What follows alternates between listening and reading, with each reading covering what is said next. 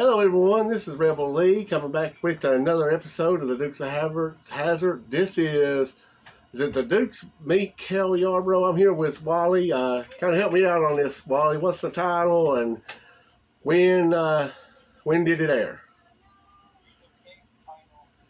So that was the actual title. Looks like November 2nd, 1979. So it was definitely the Dukes meet Cale Yarborough. Okay. All right, so after watching it, what did you think of it? It was an okay episode. It wasn't one of my favorite ones. Well, let me ask you, was you ever a NASCAR fan? No, Then- not really. Then probably someone who was would probably get more liking it than you, because they would know who he was and all that stuff. I But just never could get excited about a bunch of cars going around in circles. yeah, Now, if you drove in them, now that'd be something different. But to sit there and watch it, it would just always bore me. yeah. But so basically, the whole premise of the show is they're getting chased by Roscoe, and now unclear on this right here. Maybe you can clear it up. Did they go across the state line or the county line? I want to say it was state line. Which I'd have to go back and rewatch it because I don't remember. It was at the very beginning of it, I think. yeah, and which made them break parole either way. And they hear it on the CB that Roscoe said that they'd crossed the state line. But it was slick how he got them to cross the state line. He tore the sign down and then put it back up. Yeah. So And that's interesting, though, because is it state line they break parole, or is it county line they break parole? you got a point, because, I mean, like, if it was the county line, they've already done that in a couple of shows. Yeah. They broke the county line with Sheriff Spike and then that dude from like an episode ago or two. Yeah. So I don't know what the whole thing is, because I've never been in trouble with the law, so I'm not really sure exactly what is with that. I know I'm losing my redneck credibility here with saying that, but I apologize, but never really been in trouble with the law. But so anyways, they do what they always do. They're nosy and they trespass, or actually it wasn't really trespassing. I guess there was a local track in this new state, county, whatever it was, that they were in. And they already admitted that they'd been here before, because what did they say? I don't recognize this road. I don't remember having seen this when we went by. So obviously they've been driving on the road before. So here's when it gets even better. It was a dirt road again. Yeah. But here's when it gets better. So they come up on a car being tested on a track. And Testing a new turbocharger. And what they called it, I have no idea. yeah, I'll let the listeners look that one up. I don't know what the title was, but we're going to call it a turbocharger for Yeah, it was some this. long-winded name they gave it. So anyways, they see this right here. They don't know who's driving. They just see a car going around the track, and they're like, ooh, let's go watch. So they go, and they don't realize that the pit guy noticed them. And when they get out, I think the pit guy's ready to attack them, and then the driver says no, and he pulls off his helmet, and then realizes that he's a professional NASCAR driver called Cale Yarborough. And then he basically tells two strange good old boys, I just guess because they were good old boys, about his problems. We're testing this out. We have no idea. My mechanic must not be very smart or whatever, because we don't know. And Luke, being as helpful as he is, says, well, me and Bo, hey, let's jump in the car and we could probably tell you. And he's like, sure, here's the keys. I don't care. Apparently, Yeah, I'm sure back in the day that car would probably be worth at least 100,000, maybe more. So, yeah. Well, that turbo thing definitely is going to jack the price up. Yeah. So here, Yeah, So here they go, and I know a little bit about NASCAR, and I know the newer ones don't have a passenger seat, which, I mean, I guess this wasn't technically a NASCAR car. I have no idea why it was in this car and why he wasn't testing it with the car he would be driving at this Illinois 500. But anyway. There's another car exactly like the General. Exactly. And that'll come into play later why I guess they chose that as the car. So Bo and Luke take it around joyriding, and you know those boys don't know nothing about cars. They never did, and then they pull it back up and say, well, I guess there might be a problem. But, psych, man, we don't know nothing. We have a guy that we like take advantage of all the time. His name is Cooter. I mean, the guy's so gullible. He does everything for us for free, and he thinks our uncle is his uncle. But so we'll take you there. Don't call him your uncle. And Uncle Jesse tells Scooter, don't call me your uncle. Now, when they do go there and they tell the situation, I love the line that Cooter says. When he about shouts out that Cale Yarborough, and everybody looks in the bar, and he goes, we want to keep it a secret. Well, why are you telling me? Like that. At least he was honest. So, okay, so what happens then? I think, is that when they get busted? Enos comes out, or comes in, sees them, so they run out, jump in the car, take off, and Enos looks like he's trying to run them down on foot. Yeah. And then Roscoe pulls in, turns around, yells at Enos, so that gives him a good enough head start, and then takes off after him. Yes. Okay, so back to there's another group of people that's coming into this. The Jethro boys. Yeah. Oh, they sound tough, the Jethro boys. So they're there basically, I guess, are they wanting to steal the turbocharger? Or are they wanting to, what exactly was their whole thing there? They want to steal it, but I don't know if it was because they wanted to sell it or if they wanted to use it for when they race. Because I know they are supposedly drivers. Yeah, I know. I remember they said something about $10,000 or $100,000 price on it or something. So that goes back to the whole Jethro thing, the Jethro brothers, which makes you think that both of them are in the car whenever they do the track at the Illinois 500. Again, I don't know if it changed, but as far as I ever know, NASCAR was a one-driver thing with a pit crew, and I don't even think they had a passenger seat in them cars. But anyway, so the Jethro boys are wanting to get this. As far as I know, they don't even put back seats in them because they try to keep weight down. Now, the Jethro boys reminds me of, this is a shout out to my former co-host. Me and him was at a NASCAR signing one time, and this guy in front of us is like building up these Crum brothers. They're coming. The Crum brothers are coming. They're better than Dale Earnhardt or Rusty Wallace or any of them. They're from Virginia, and boy, they are the hottest thing in the world. I said, you ain't heard of them yet, but you will. This is 2024, and I would say that was in probably 99, maybe 2000. I'm still waiting on them. But maybe they are with the Jethro boys now. Anyways, so here's the dilemma. So, they how'd you like above the shrine? Yes, I forgot about that. Yes. Tell us, Molly, what was his shrine?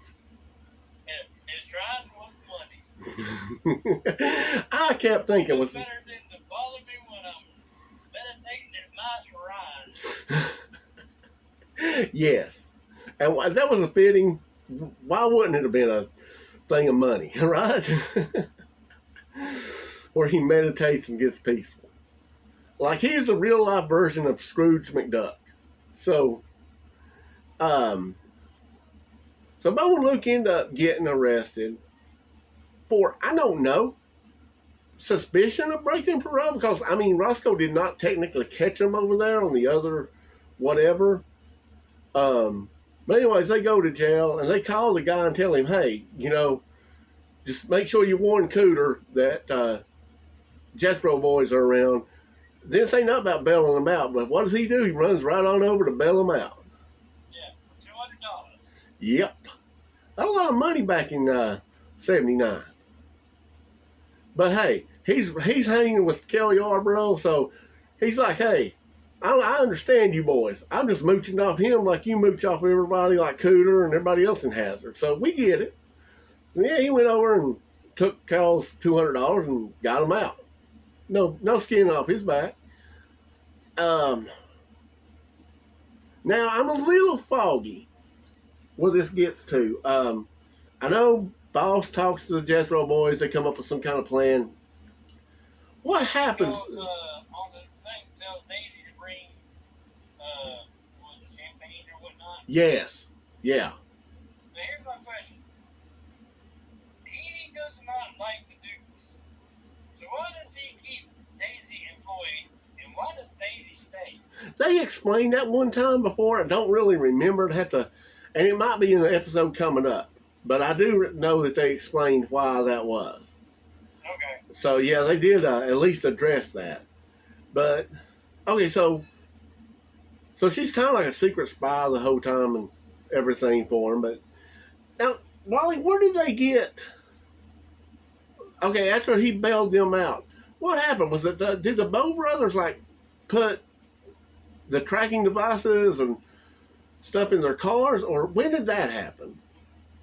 It was while they were in jail. They been put in the white car. Okay. And in general, they put it right under the steering column. Oh, okay.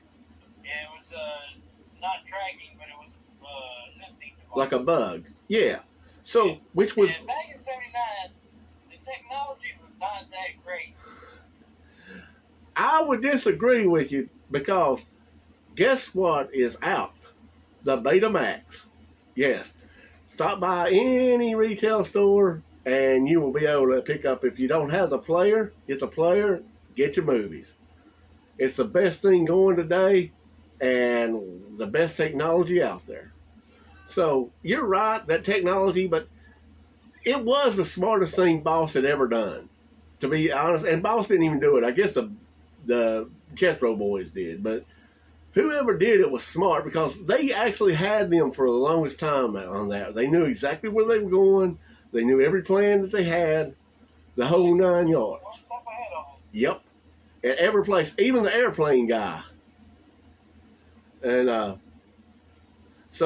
and they're trying to get Cale Yarborough, I guess, out of Hazard County and to Illinois with the turbo thing. But now here's the question. His mechanic jumps into the camper and takes off and leaves. Why did they not stop them? That's a good question. I still have no idea where these NASCARs show up at either because usually you're trailering them. And the Jethro boys was driving a car that was not a NASCAR, and that Charger was not at the Illinois 500 later on either. So I don't know exactly. That was confusing to me the whole way. But so I guess the whole premise of the show from here on is let's try to get that and Boss stopping them at every angle. And then when they find out that they've been bugged, I think they done the stupidest thing. Yeah, they smashed it. They should have used it to, okay, well, we're going to go here. And then left in the state without a problem. The complete opposite way. Yep. That would have done it. They blew the horn in Boss's ear and then smashed it. And I guess that's why they wanted the overreaction of Boss in the show because it was funny. I guess a little bit of humor there or whatever. So him jumping and he did oversell that. But okay, so now we're painting up 3 generals, and Daisy says, "I want to paint the flag. I just love that painting that flag or something to that effect." And that'll come into a show later on. Happy birthday, General Lee. But that's for a long, long time away from here. Anyways, So here they are. They only had a couple hours. Sure did. They could paint up 3 cars to be identical to General Lee in that amount of time. And one with a blown radiator, basically. Yeah. Yeah. I guess.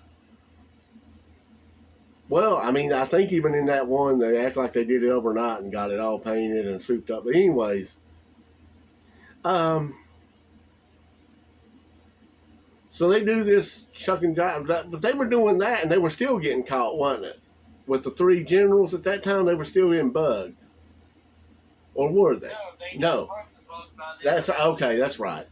So then they went and basically they were 3 different and confusing them and everything, and mysteriously there is another police officer in Hazard County that we did not know about.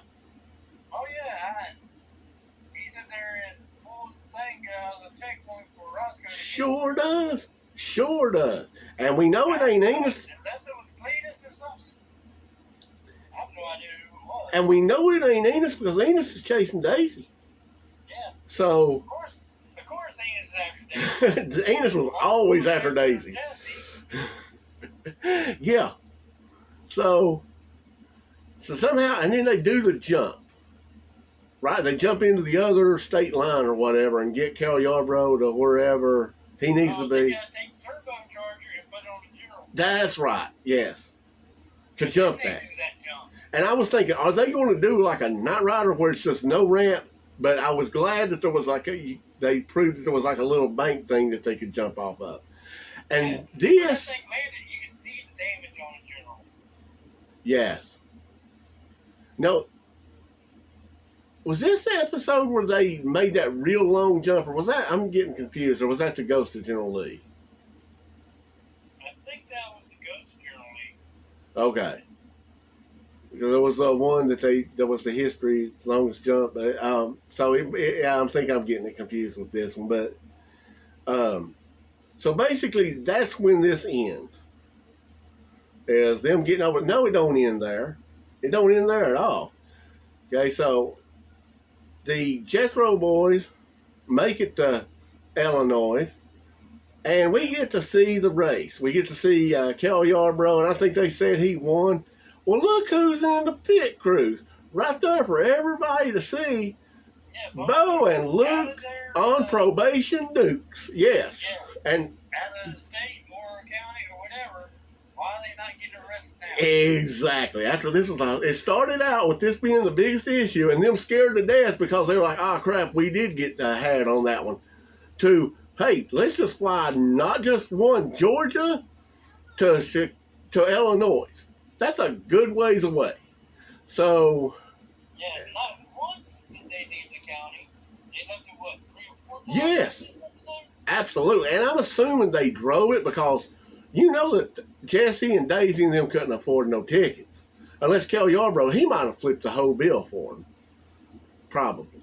And I will say this, okay, in my mind, Boss Hogg bribed Cale Yarborough. I'll let them boys go and I'll let it slide under the thing if you give me X amount of money. Or like the $15,000 or so that he wanted from the Jethro boys. We'll go with that.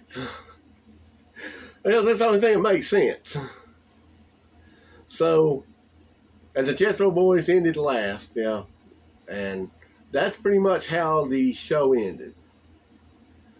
One of the guys with the Jethro boys, that blondish guy, he was in a really good, or at least I thought it was a good movie. I think it was called Stingray. You'd have to look it up and watch it sometime. It's like 60s movie.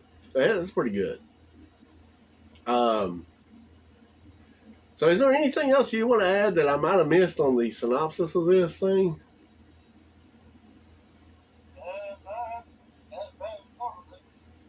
Well, I know that this was a fictional show. You know how I know, Wally? Because if Cale Yarborough was driving anything, it would be a winner. It would have been an Oldsmobile. And don't forget to shop at Hills for all of your needs. Everyday low prices. And Hills is always where the toys are. Pick up your Masters of the Universe.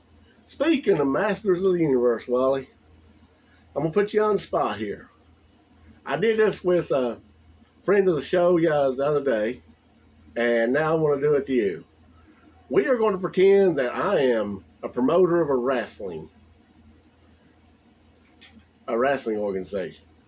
Okay, so I'm going to throw out some names from the He-Man verse to Marvel and DC, and you tell me who you got. Okay? Okay. All right. Let me see if I can remember some of the ones I did. From the first one I did was Mossman versus Swamp Thing.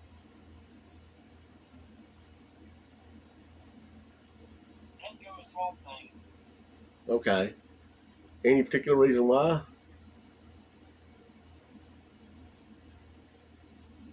They would be basically, if I remember correctly, they're basically the same. But I'm just going on which one I like better. Okay. Aquaman versus Merman.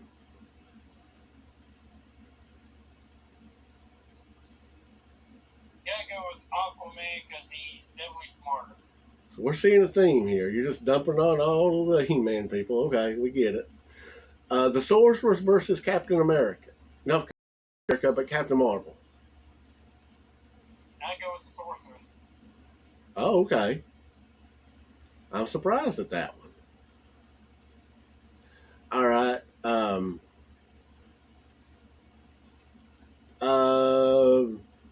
What was another one here? I had Evil Lynn versus Wonder Woman. I'd have to go with Evil Lynn because I think Wonder Woman is weak to magic. Oh, okay. Or no, wait. Superman is weak to magic. Yeah, that's what I say. I remember that. And Wonder Woman flies around in an invisible plane and has a lasso of truth and does her little wristband thing. That was just something they did for the 60 show. Oh, okay. She can actually fly on her own. Oh, okay. But actually, if Wonder Woman has a very particular thing, if she gets tied up by a man, she is weakened. Did not know that. But we're not. It was one of those off the wall things that they put in there back when they first created her. So maybe. I don't know if it's still like that or not. So maybe Evil Lynn brings in Beastman to hit her from behind and takes her out. Yeah. Because she's not going to fight fair. No. Who did I have Skeletor against? I don't remember who I had Skeletor against. It was a pretty good match, though. It might have been. No, Iron Man. Iron Man versus Man at Arms. I'd have to go with Iron Man. Okay. All right. This is not a DC person, but Roboto versus Terminator.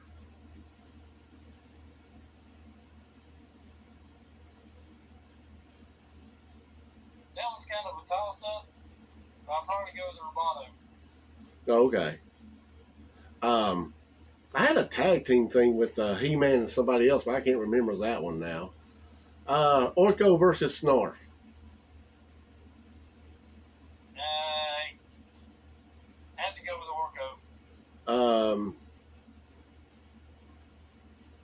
Let's see.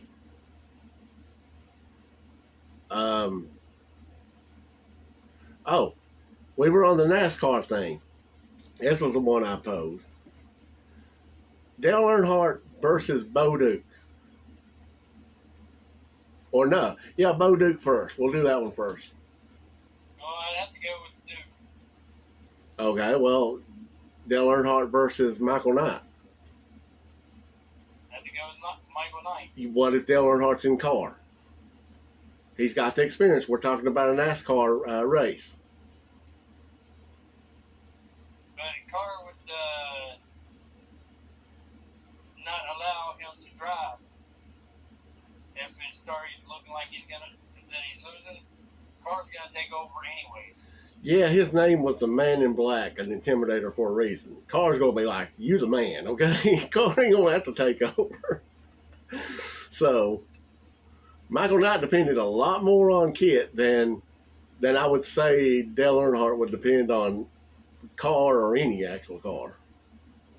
So I gotta give the edge to Dale, but that's just me, and I'm talking senior, not junior. So I was trying to think, is there any more that I had out there? Because I did that because I did Bo Duke versus like Rusty Wallace or something. No, Richard Petty. That's what I did. Richard Petty versus Bo Duke. And the reason I did that was because it does say they went to the NASCAR circuit a couple of times in the show. In fact, that was the reason they supposedly left for that one season. Yeah, but technically they left that season. Wouldn't that be against parole? It sure enough would, according to the show we just watched. Absolutely. I can't wait to get there to see if something happened or how they explain that one. But that's a little ways off. I think that's like 3 seasons from now or 2. So, but. And my mind's probably foggy, but I want to say when they left, they explained that they went to NASCAR or something. That's what they said, that they went to NASCAR, yeah. But we'll have to wait and see how, if they explain that they could go because of the parole or whatever. We'll figure that out. But, so back to that right there. Do you have anything you want to add to this show before we wrap it up? I think I'm good. Okay, so what's our next show going to be?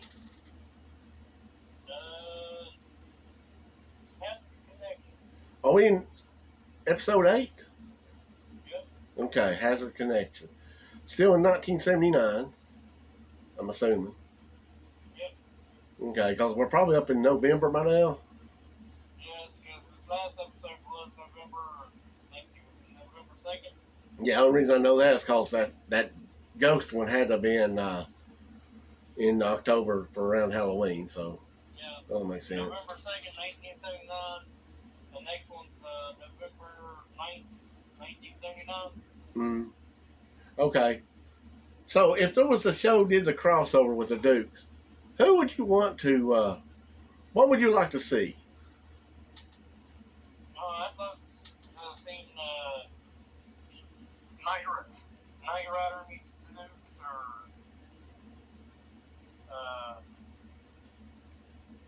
something like that.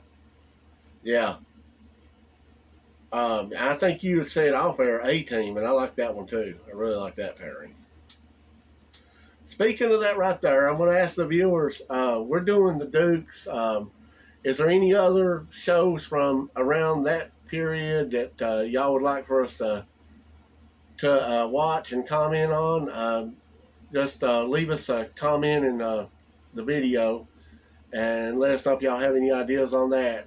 Again, I'm always open to anybody that's got a General Lee build or has done one, would like to be on the podcast and talk about that, or anything, any ideas to make this the podcast better. We're really open to suggestions.